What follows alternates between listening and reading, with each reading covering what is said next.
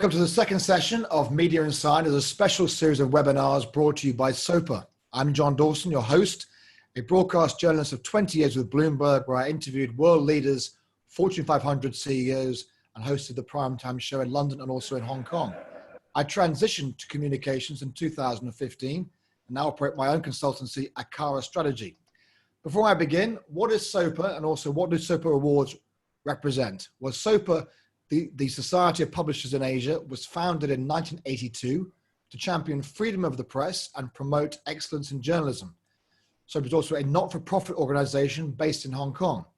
The SOPA Awards for Editorial Excellence were established in 1999, and the awards cover a broad range of categories reflecting Asia's diverse political environment and its vibrant editorial scene. Now, let's move on if I can, because of course we've got some housekeeping Zoom protocol. We've got my guests. Feel free to post questions in the Q&A. They'll be discussed at the end of the session. We have 50 minutes exactly or more about to answer those questions. I look forward to those. And please tweet using hashtag SOPA Awards 2020, hashtag SOPA Talks, and the handle at SOPA as well. The discussion will be recorded and also available on our YouTube channel, so look forward to watching it again if you miss parts of it on this occasion.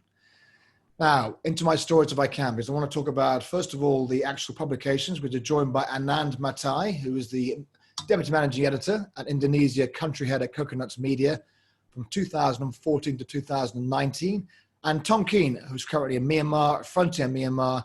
He's been working in Myanmar as a journalist and editor since 2008. Before joining Frontier as editor-in-chief in May 2016, he oversaw the English edition of the Myanmar Times for 6 years, including its coverage of the 2010 and 2015 elections. Now, thanks, John. Lovely to be here. What's that, Tom? I said, thanks, John. Lovely to be here. My pleasure. Hi, Anand. Now, if we go to the stories they won for, which is a fantastic story, it's really quite investigative as well. Let's start with, first of all, then I'm going to discuss sort of more kind of background to both publications. Coconuts Media, first of all, and of course, there for us for their excellence in investigative reporting, the award for excellence, title of entry, primitive technology and the bizarre depths of YouTube in Southeast Asia. Judges said this was one of the most engaging and impactful entries and makes for fascinating reading and watching. By putting the spotlight on this disturbing corner of the internet, Coconuts helped to raise awareness about unregulated aspects of YouTube that can facilitate abuse and child pornography, among other things. That's Coconuts Media award-winning entry. At Frontier Myanmar, they had three. First of all, honorable mention, born illegal, detained Rohingya, children are victims, not criminals. Tom was behind that. Judges said clear comment and message calling for action and awareness on an important but often ignored topic. Second entry, and which won as well, was indeed also Frontier Myanmar. The plight of Rohingya children. Tom involved in that as well. A sharply written story, judges said, that exposes a little known plight facing Rohingya in Myanmar. The issue is clearly and vividly presented through stories of these people trying to escape. It is a surprising and important story, well executed. And the third, that was excellence in human rights reporting. And the third entry, which won, was excellence in photography. Kun Lat, behind all this, the Jade Crisis. Judges said, this image is absolutely stunning, as was the effort that Kun Lat put into capturing it. So much has been written about jade mining and its risks in Myanmar, but this truly captures it visually in a breathtaking way. Now, let's go straight into, if I can, introduce my guests, because we've got Tom and also Anand joining us live. And I want to talk about, if I can, first of all, if I can go to Tom in Myanmar. Tom, can you please describe for us, first of all, Frontier Myanmar? Describe its mission, your readership, the role in Myanmar, but also across Asia. I mean, how difficult is it to have an independent voice in Myanmar? Yeah, so Frontier was set up 5 years ago. 2015 was a very different time in Myanmar. There was a lot of optimism we were heading into an election campaign. 5 years on, the picture is pretty different. It's much more difficult for the media, both because of the political and legal environment, and also the economic environment as well has changed a lot. So Frontier, I think, is one of the few really independent publications in the country, where we're an unbiased voice. I think in a country that has lots of issues that it's dealing with at the same time. It's often hard to get unbiased reporting on a lot of those, the Rohingya issue being one, but not the only one. And we see our role as promoting a range of values like transparency and accountability and tolerance as well is a really big thing for us to promote religious tolerance and racial tolerance. Because as everyone's aware, the situation in Myanmar is incredibly difficult for minority groups in particular. So we cover a lot of issues related to that in our publication. You've been there for 13 years, Tom. I mean, it must be very hard in terms of pressure from the government, pressure just overall. How do you keep smiling? Which you are. So, yeah, right. Well, if you don't laugh, you'll cry. So so when I first started, we had pre-publication censorship. I mean, it was very clear what you could and couldn't publish. The government would literally draw a red pen through it. But in 2012, that changed, and we moved to a system where you could publish what you wanted, but you have a legal framework where there's 5 or 6 defamation laws, as well as a State Secrets Act and Unlawful Associations Act, and all these great things that the British left us. So you have to make a lot of difficult decisions about what you're going to publish. And that is one of the challenges of the job. And, if you ask me, what are the dangers of being the editor of Frontier? It's not, I mean, the reporters who go out a lot more into the field face their own dangers, dealing with ethnic armed groups or local conflict, religious conflict.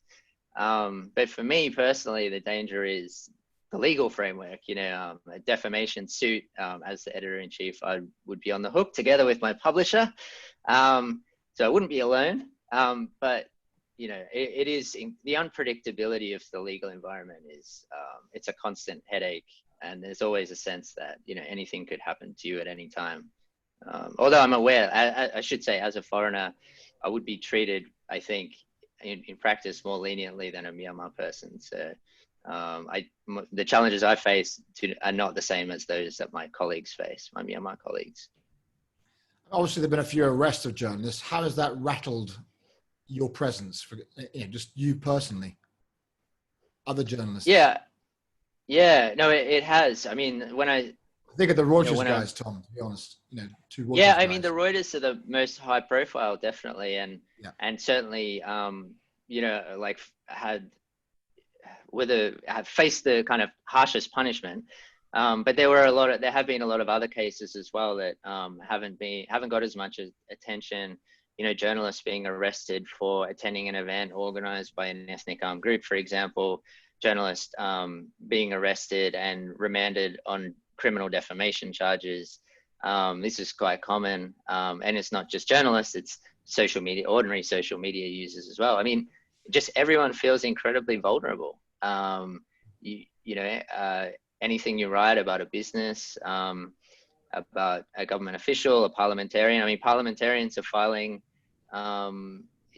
defamation suits quite regularly. So no one really feels safe, I think, in this environment. And, we haven't had a legal case that's gone to court, which has been great. We've managed to kind of manage all the problems that we've had, but that it's always there. It's a risk, and the consequences are serious. Most of these laws carry 2 or 3 year prison terms. So very intense. Anand, coconuts, how does it compare? And also, hearing all that, do you feel the same pressures in Indonesia, across Asia, publishing what you do, reporting what you do? Yeah, I definitely felt some of the same pressures. So first of all, just a little about coconuts. Please, definitely, yeah. Yeah, it's a digital news and media outlet. It has sites, news sites based in 8 cities across Southeast Asia and Hong Kong. I oversaw the Indonesia sites in Jakarta and Bali. And as the deputy managing editor for the whole site, I also worked with writers in Singapore and KL, Bangkok, Manila, and Hong Kong. And yeah, I think to some degree, those same challenges that Tom was talking about in Myanmar are present throughout all the different cities that Coconuts covers throughout Southeast Asia.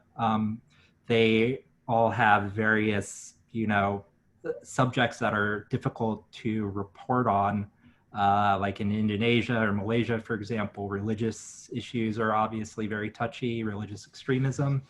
LGBT rights is something that is also sometimes hard to write about, various things like that.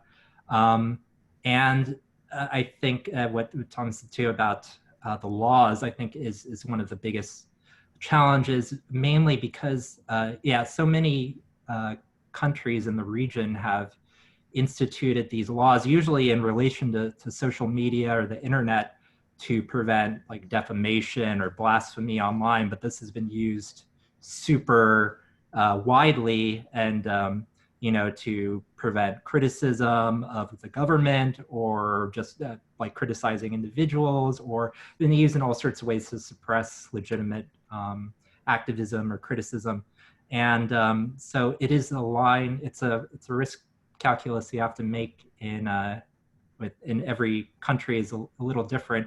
I should say that Coconuts is by and large, we do sort of,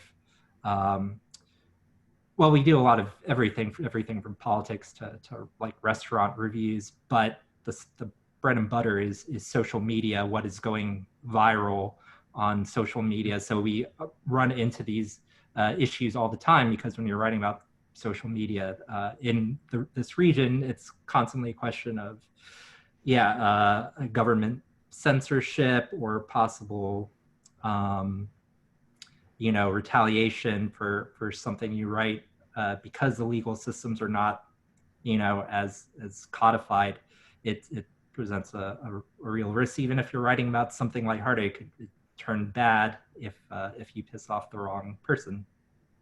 Interesting, because of course Hong Kong has had the new NSL, the security law, and I guess that Hong Kong is now falling in line with the rest of Asia, because it's a question of how do you report stories and not cross the red line, right? So I guess that whether it's Myanmar, Indonesia, across most of Malaysia, you are always hitting against that red line, and that's how do you do that? How do you report without getting in trouble, without being invited for tea, as they say in China, and being told off? I mean, that's very hard journalism, isn't it? To report and just brush against it, but not cross it. I would say for Coconuts, we're lucky. So one thing is that we're in English. We exist in all these different countries, and I would say our readership is the mix of expats and locals. The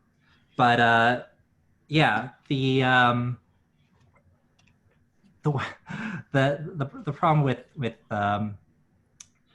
some governments are now, not only trying to crack down on online speech, but they also are using using social media as a tool to silence their critics, or like getting bot armies like Duterte in the Philippines. That's something that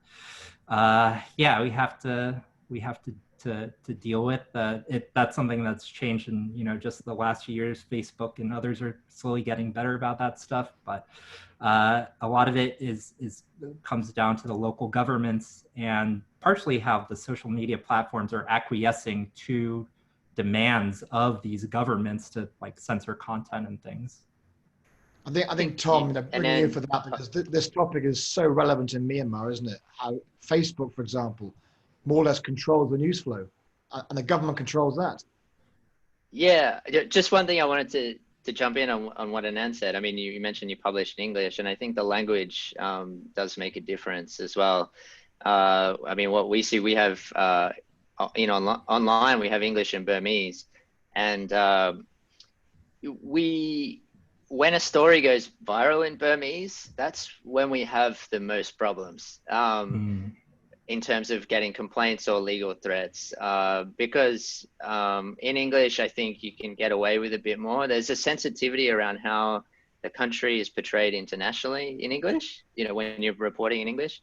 But in Burmese, obviously, or the local language, you're potentially reaching a lot more people and having a more of a political impact, and impacting people's reputations more. So I mean, there's a greater sensitivity there, and I think probably for both of our organizations that works in our favor to some extent. And I mean, I don't know if you feel the same, Anand, but yeah, that seems to be how it is. Actually, that was the point I was initially meant to make, was that by being in English, we do sort of stay a bit below the radar of the mass consciousness of the people than if we were, publishing in the local language. So that does give a sort of level. And also, so Coconuts is not a standard news outlet in that we write, very sort of straightforward prose. We have our prose is a little more opinionated. Even in like news stories, we'll put in a little of our some ironic jokes or stuff like that. And that's really the best way we can get those sorts of criticisms in, is being very sly and subtle and using humor, and hopefully in a way that our readers will get, but not people in authority won't get.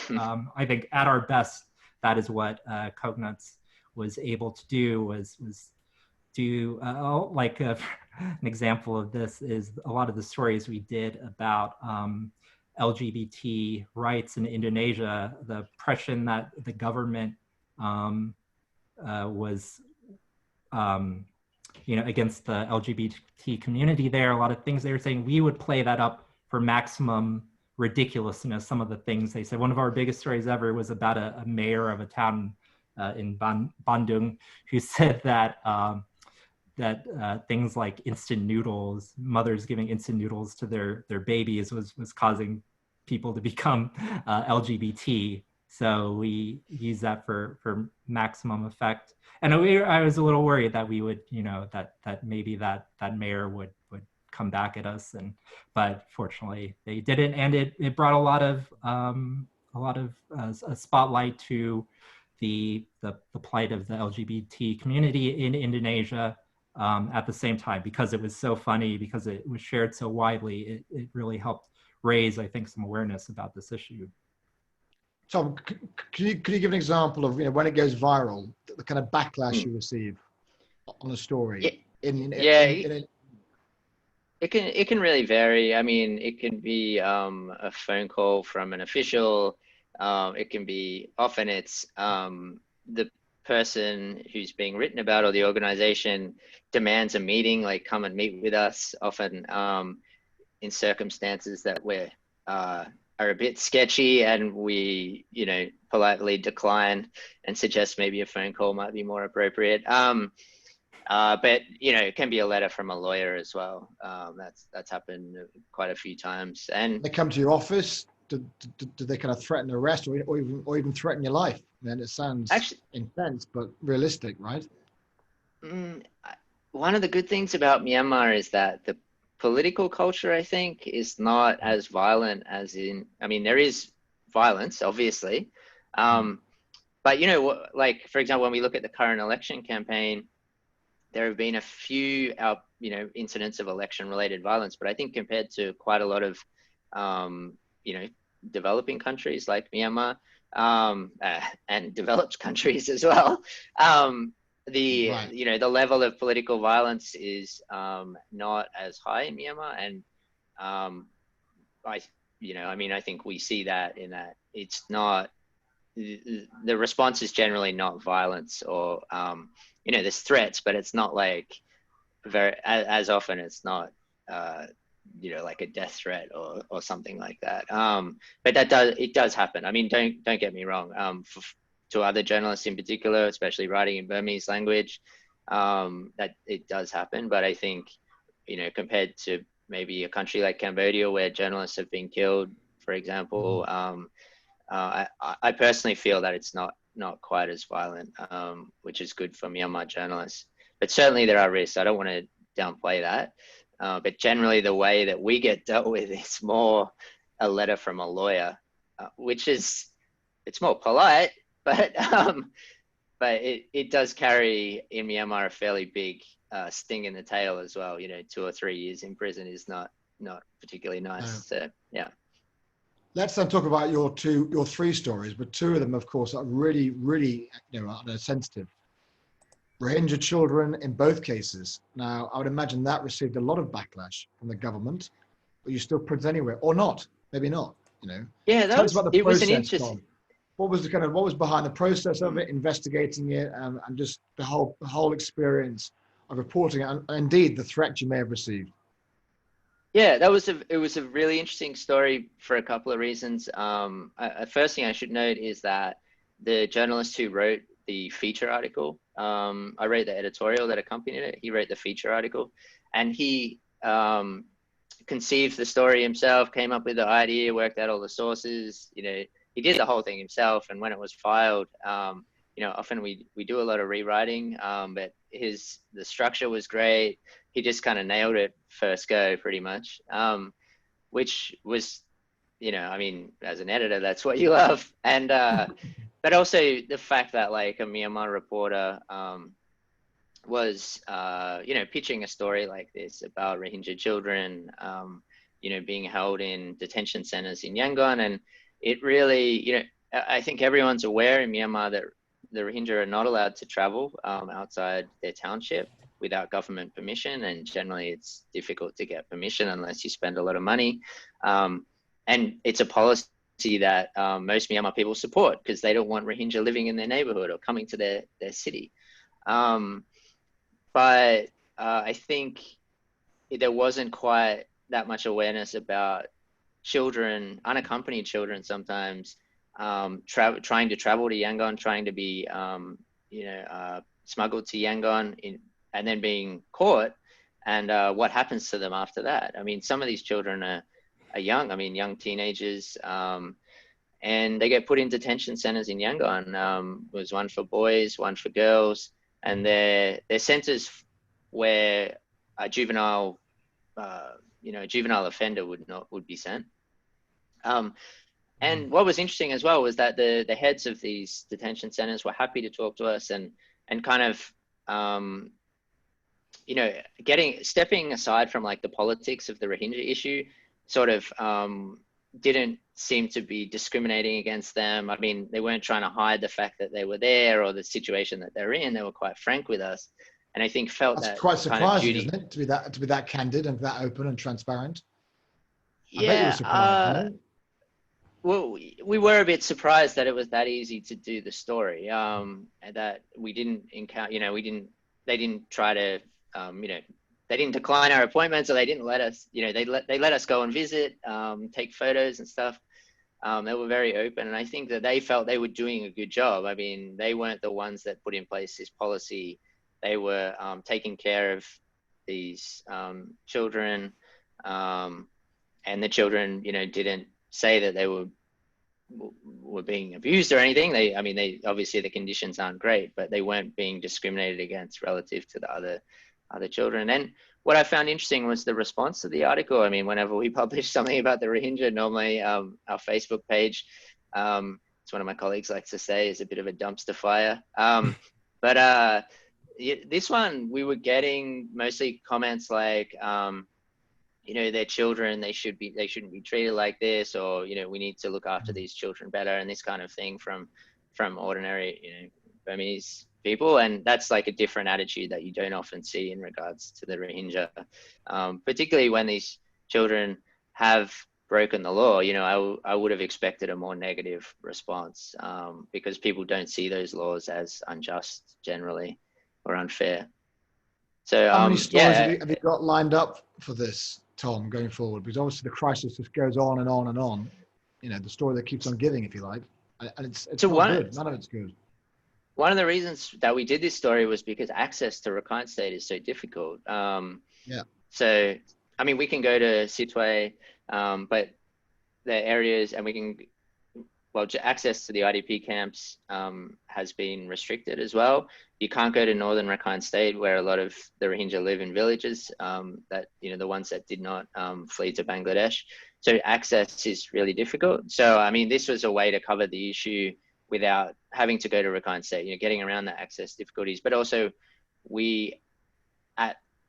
because of the deteriorating situation in Rakhine State, we were getting reports that more and more Rohingya were trying to, you know, get smuggled out of there, either to live in Yangon illegally, or to try to get to Malaysia mostly. And so, you know, we also covered that story as well. You know, we covered the angle of the children who were being caught, but also, you know, large groups like 50 Rohingya who left Rakhine on a boat and came to Yangon, you know, being arrested and put on trial. So we send reporters out to these trials as well. Yeah, so it was really a way to get around the restrictions on reporting. Anand, waiting patiently for us. Your story, which is really very, very graphic, and, you know, I've watched videos of John Plant, who's the Australian craftsman. I believe you said is earning 500,000 US a month from adverts doing this, building his houses as he does. But actually, the story that came through it was really very powerful in terms of children as well. Yeah. And scary. Can you explain the process of how your team found the story, found John Plant building his houses in the middle of nowhere, and then it became this child pornography story? Yeah, it's quite a journey into madness. I bet it was. Yeah, right. Yeah, so it started like a lot of our stories for Coconuts, which is we found a viral video and we wanted to find out the story behind it. The viral video is of two guys building really elaborate underground swimming pool using primitive technology, as it said in the name of the YouTube video. Had like something like 20 million views. It's really cool. These two guys are just like digging with shovels and they create this huge, elaborate underground swimming pool. And we wanted to find out who they were. They had like dozens of videos like this, many with millions of views. So we wanted to find out their story, what they were doing, but we couldn't find out who they were, where they were actually from. YouTube is really, really bad about giving just the basic information of where its creators are. Like, even if you go to a creator page, it'll say country, and I think for them it said Singapore. These guys are definitely not in Singapore. So anyway, researching it, right? No, it was. We kept looking, and then we found a similar channel, which we had heard was in Indonesia. It was called Primitive My Village, and it also had the names of the videos were Primitive Technology. All these videos are all called Primitive Technology, but these ones were not about building anything. They were they look like cooking videos, but with pictures of kids, two boys, eating like crazy wild game, like eating giant crabs or boar, or, you know, these different like large jungle animals. And we went to the page, and like all these videos are the same. They're all of the kids running through the jungles. They're not wearing any shirts. They're making like weird ooga booga jungle noises, sort of like what you would stereotypically think of in like a caveman would make. They never speak their language. There's no indication of what country it's in. And some of these, and some of them had hundreds of millions of views. And the best way I can explain what makes them so weird is that for large, 5-10 minute portions of these videos, it's just the two boys eating ferociously, and like they're like, it's euphoric, like and it just goes on for minutes and minutes. And I mean, I cannot understand how anyone would see any entertainment value in these videos, but they had hundreds of millions of views, and that's the scary thing, isn't it? That's the scary thing. And so we had not been regulated. Yeah, You know, and there were no comments even on the video. The comments had been disabled. So we had no way of even knowing like who was watching this or why. We found out that YouTube had, across the board, had canceled comments on any video that had pictures, had young children in it, because pedophiles had been going through them. And hadn't taken it down. No, that's wrong. No. They left it up. I mean, to be viewed and just seems hypocritical. Yeah, I mean, they so. Also, as you point, I think, Anand, you pointed out in the article, like the number of views, it would have been impossible for them not to have been aware of the videos. Yeah, right? I mean, it's absolutely. They are definitely aware. If a video is getting millions of views, and if a channel has millions of subscribers, as some of these channels did, they know for sure. So we wrote about this. It took us a while because for weeks we were trying to figure out just anything about these videos, because all of our Google searches, all of our the research skills that we usually use for these sorts of viral stories were just coming up with nothing. These videos had been supposedly had hundreds of millions of views, but nobody had written an article about them. No one was claiming like credit for them. So yeah, it was driving me crazy, to be quite honest, for a few weeks there while we were trying to figure it out. And then luckily we were able to figure out they came from Cambodia, which led us to another lead. But after we published the first part of the story, in which we sort of outlined the situation with all these crazy videos with hundreds of millions of views, YouTube took them down then. After our article. Only then. So your story had that kind of impact, which is fantastic, right? Apparently, I mean, they never happened before that. It had to make you and your two-part feature to actually put them into. Yeah, I mean, that's scary. I mean, how many other views that are out there? Yeah, we're still not exactly sure, because YouTube refuses to comment on any specific video or channel, so that was useless. They won't give us any information about that. And then in this case, after they took those videos down, which they said for various serious flagrant violations of their policy, they wouldn't tell us what of their policies they violated or why they took it down. Again, no transparency. I think it was just reactionary. I don't, they just saw our video, they were afraid, or my feature, and they thought it could be a PR problem for them, so they just took it down immediately. And I think that's basically the thinking. And it sort of worked, because the article doesn't really make as much sense, and it wasn't going to go as viral without those videos in it to illustrate it. So I'm very glad that SOPA recognized it, because it didn't get a ton of reads at the time. Your team actually went to Cambodia and found this habitat, if you like. Is that correct? Yeah, well, we had reporters in Cambodia who, my managing editor, Chad Williams, who used to work in Cambodia, was able to find us someone who was able to go out, and we found one of these studios that's producing a similar sort of video. There's so many different versions of these primitive technology videos. These ones are not as crazy. It's with an older woman who's doing the cooking, and it's much more calm and less frenzied. But it's yet another, there's like dozens of these channels in Cambodia producing these cooking videos where people just cook these weird wild game dishes and then just eat them, and then that's it. That's pretty much the whole video, and it's become a cottage industry. It's extraordinary. I just find it extraordinary. Tom, what do you think?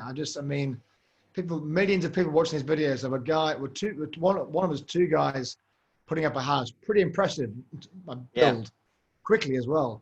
And then with the pool, bit of a strange end with the two of them in the pool, but whatever. And then there's this Australian guy, John Plant, earning 500,000 US a month in revenue because he's building these amazing houses in the middle of nowhere. That's the kind of positive, if you like, him. But then, of course, off that, it becomes this industry, Anand saying, that it becomes very dark quickly. Yeah, I mean, the eye-catching thing for me is the Khmer couple in the story who are earning more than $10,000 a month from these videos. I mean, you can see why people are doing it. I mean, the advertising revenue is pretty good if you can, you know, if you can make hits, right? If you can feed that Yeah. demand. So, and it's probably not surprising that they'd be making them in a country, you know, maybe in Southeast Asia where you can do it more cheaply, you know, and yeah, I mean, it makes a lot of sense, but it's just like a part of the internet that I had no idea existed until Anand wrote the article. So, and this, you know, you're talking about like the response from YouTube. I think you being a bit modest. I mean, the speed with which they took it down, you know, it's between part 1 and part 2. Part 2 comes out, they've already disappeared. So I think that Yeah. tells you something. Yeah, thanks. I mean, yeah, I do wonder if to what level YouTube even if they even understand like how these videos are becoming so popular, because I mean, and I don't, if even the creators in Cambodia understand, like, so when we had our someone try and interview one of the producers, we tried to ask him about, oh, so do you like game the algorithm? Do you use certain keywords or do certain things to try and make your videos more? And they didn't really understand what we were talking, or maybe it was because it was hard to sort of translate that into Cambodian, I think.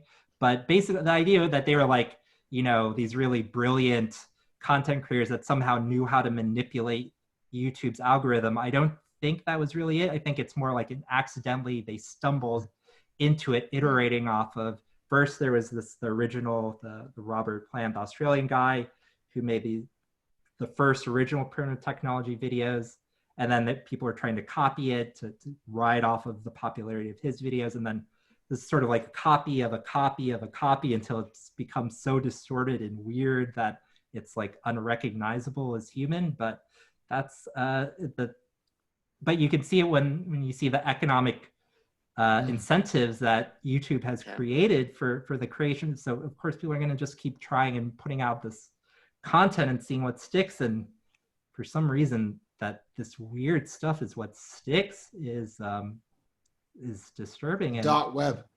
yeah, Tom, I must ask you about your Jade crisis story. Now, of course, you know, speaking of imagery and pictures, Kun Lat, very, very brave to go into that mining situation, which of course is still ongoing. Tell us about his experience, his story, and I believe what 28 employees and 26 miners were actually buried alive.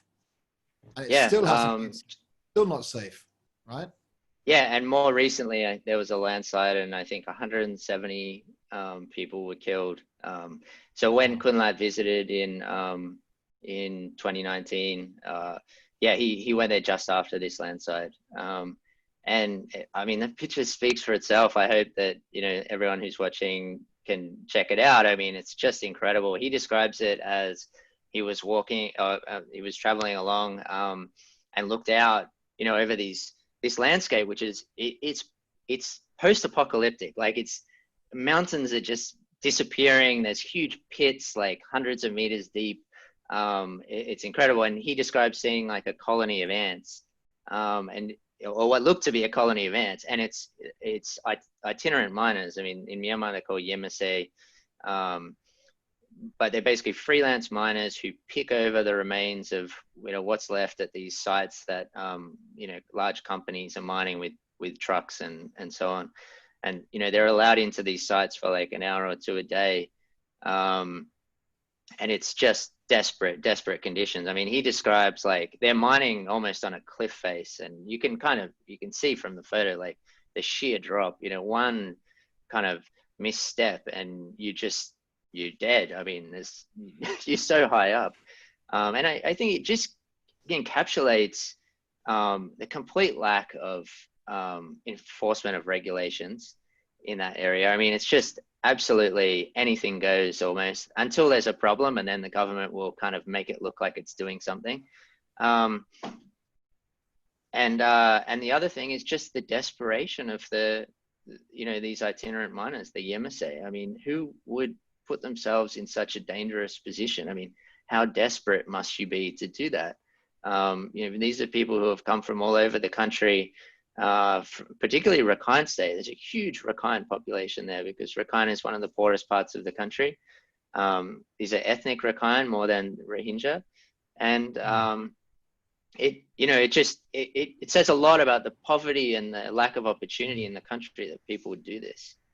What are they mining for? I mean, what's the kind of ideal end of day reward from doing all this risk taking? Yeah, the steep cliffs, the kind of being buried alive, and what is it, a bit of gold? What is it? Jade, of course. Yeah, so they a large piece. I mean, you know, they're jade mines. Yeah, I mean, I've seen very expensive jade and I've seen very cheap jade, and I couldn't really tell you the difference, to be honest. Like, and you know, there's only really one market for jade. It's China, and basically the Myanmar's jade industry kind of booms and busts around what's happening in China. So it boomed until 2014, 2015.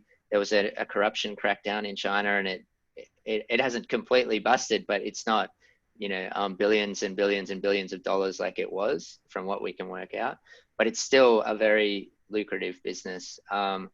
And, you know, they're just fossicking, trying to find, you know, trying to strike it rich, basically. You know, the companies that do mine, you know, they mine on an industrial scale, and they miss jade, and, you know, most of the stuff they miss is not valuable, but there's always a chance you can find something that's worth $10,000, $20,000. Obviously, you won't get all of that. You'll have to pay off the company. You'll have to pay off the Kachin Independence Army. You'll have to pay off the government, and then you'll be left with a bit at the end. But, you know, for these people, that's still you know, they're willing to take the risk because of the potential payoff. It is very... What are the consequences, Tom, of your story then, in terms of reaction from the government or the kind of, you know, mining companies that are doing this? Any consequences? Have they stopped? Are they being safer? I think that this photo does a particularly good job of showing in one shot, you know, how messed up things are at Pakistan. But unfortunately, there is so much money being made by everyone involved that things will not change. I mean, it doesn't matter how many people die, the government will not do anything. It will say that its hands are tied in different ways. You know, the military has huge interests in the mines. The ethnic armed group, the KIO, makes a lot of money by taxing the production. And then crony businesses that are linked to the government, you know, linked to government officials, are also making huge amounts of money. I mean, it's kind of making Myanmar's economy, you know, making the economy turn. So it's just a situation, as sad as it is, you know, it's hard to see where change will come from. And aside from the human cost, I mean, the environmental toll in this area is just, it's staggering. It's hard to believe. I mean, I'd highly recommend anyone who's interested, go onto Google Earth and use the time function, and just, you can see over time how this area, you know, gradually larger area at Pakistan has just been turned into a wasteland. It's mind-blowing. Were you leaned on at all by the big companies that are doing this mining?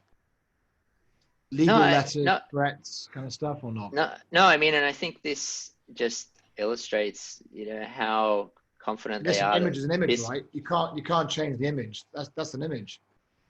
Yeah, but I mean, they know that business will just continue. I mean, that there's too much money being made. You know, if 170 people being drowned in a sea of mud doesn't bring about change, I mean, what will? You know, there's just no political will to do it. That's the sad reality.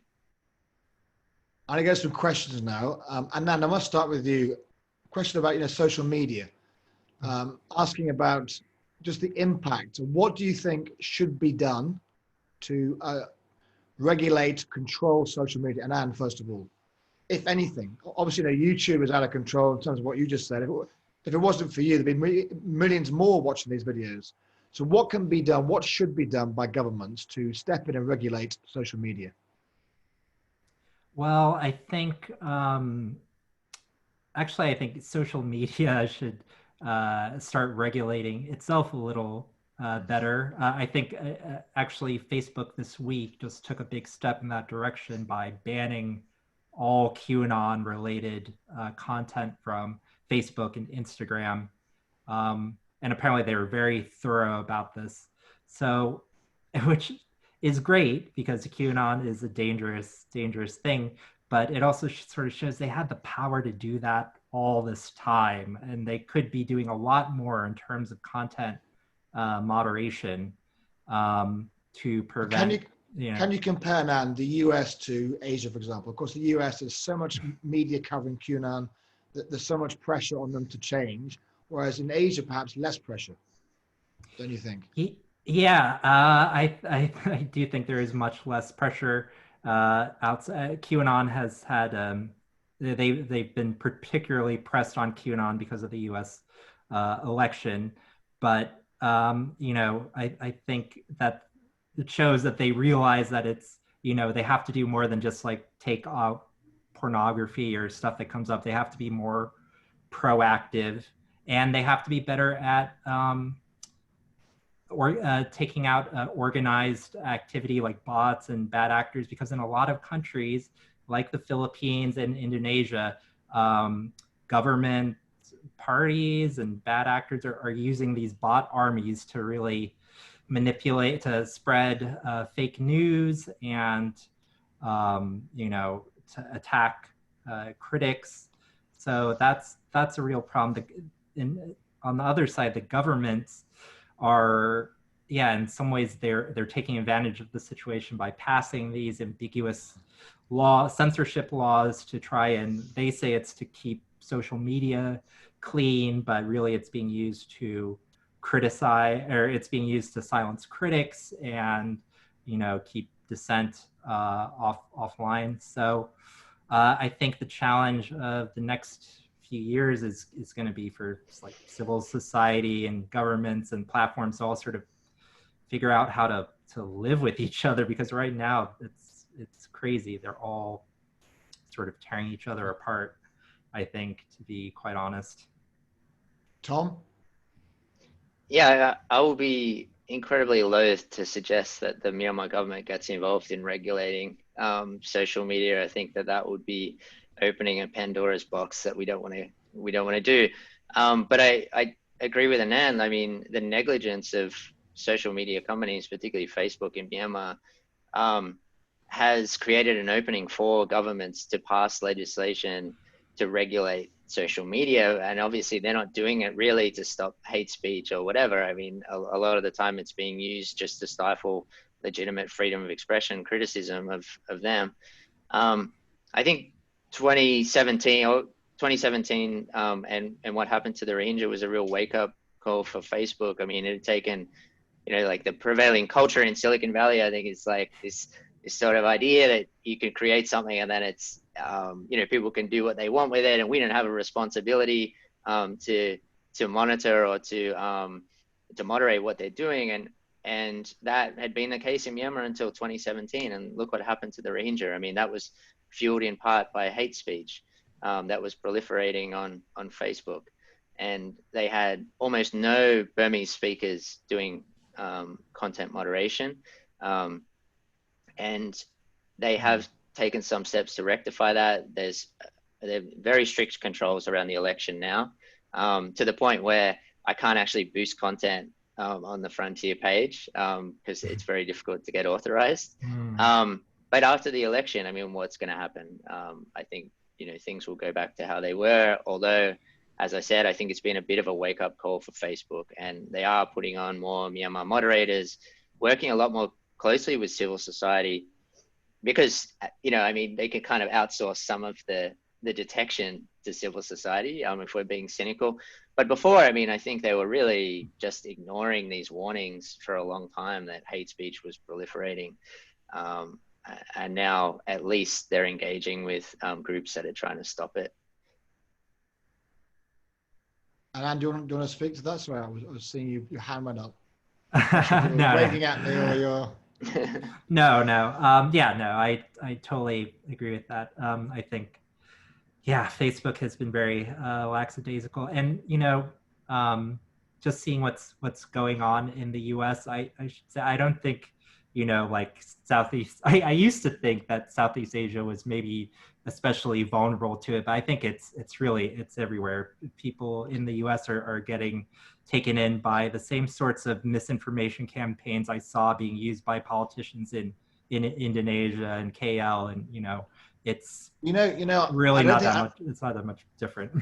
I don't think many realize that actually, if I'm right, Facebook, about 95% Indonesia, Myanmar, Malaysia, Thailand, so on, follow Facebook. Twitter's not really relevant. Instagram, not so much, etc.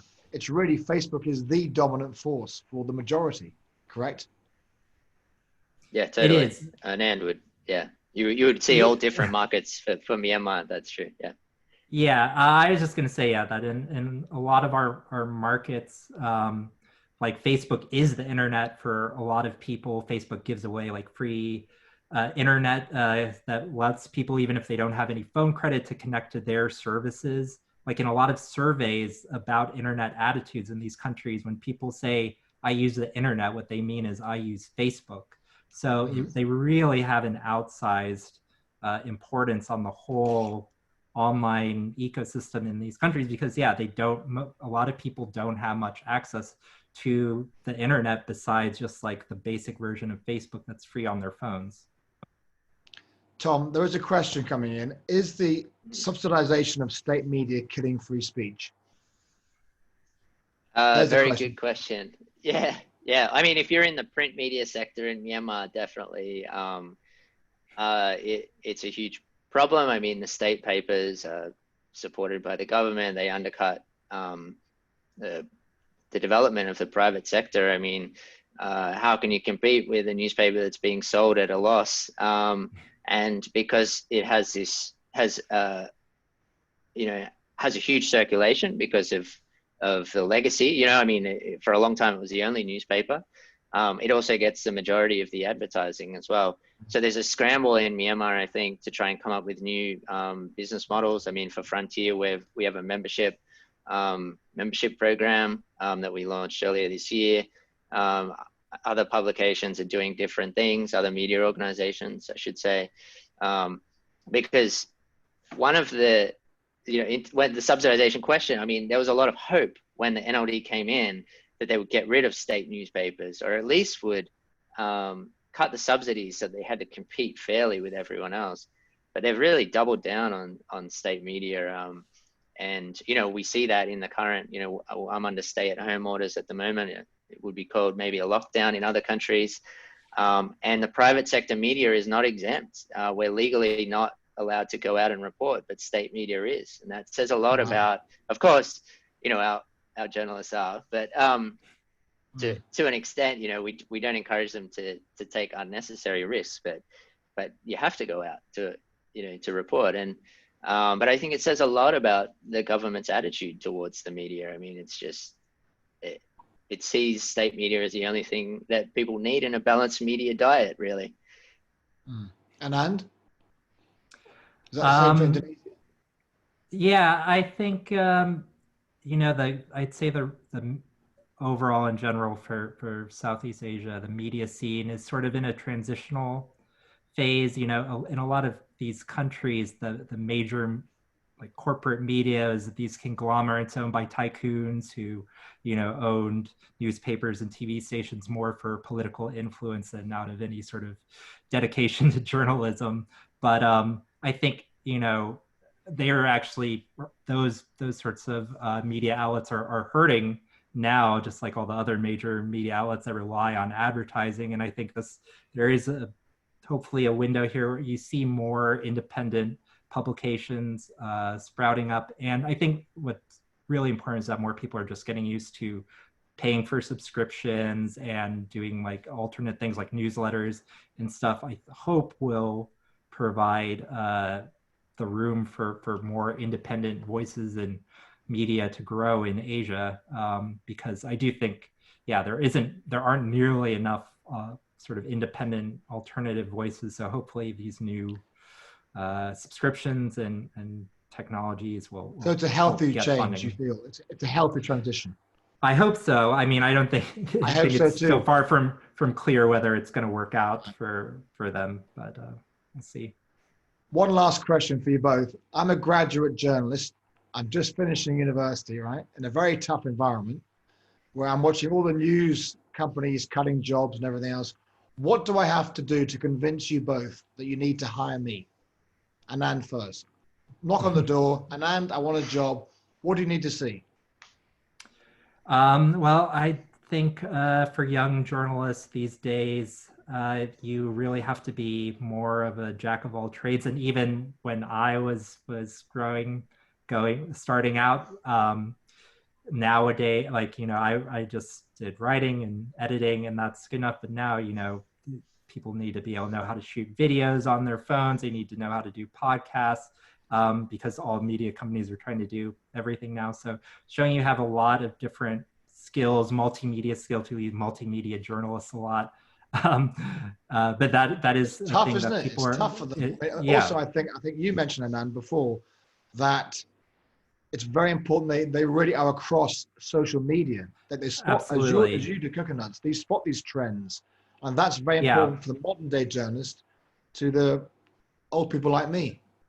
Absolutely. Yeah. I mean, it's a challenge to be, anyone can sort of know what is popular at that moment. It's really the good ones are the people who know it's going to be popular like the next day or soon, can spot those trends coming a little bit ahead, which takes a certain, social media savvy. And I would also say just basic research, like if you're going to report on social media, be able to do sort of digital forensic stuff, being able to, check people's social media, to check, so that you can do your homework online. Not to say that this replaces any old school, pound the ground journalism, but the reality is you're expected to do so much more as a journalist from your desk these days that, you need to be able to have those.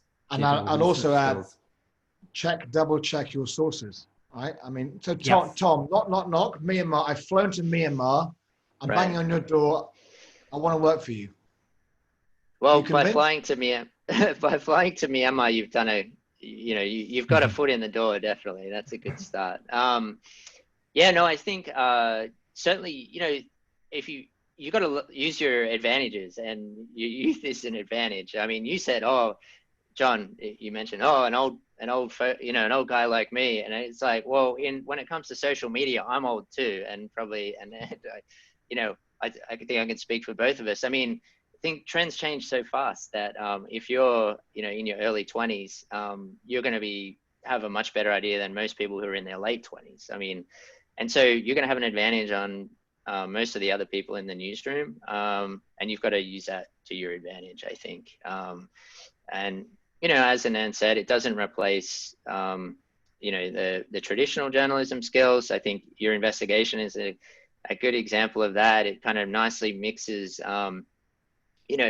like observing a trend on social media, but also using those kind of journalism detective skills, like, working out that the page was in Cambodia just by the fact that it had KH in the title of it, and then sending someone out on the ground. I mean, so it's not just that, you're reporting solely what happens on social media and doesn't have a real world component to it, but your advantage is that you can spot that trend probably faster than someone like I can. So, and you can also teach us, Tom? You can help us as well, right? What about pure hunger for the story, pure passion? These are things that after every year, you need to have that pure, utter dog with a bone approach to chasing a story, the passion for the story, and so on, right? That's very important to me. Whatever it's interesting. I mean, I would say you need the enthusiasm and the passion and the inquisitiveness, the hunger as well.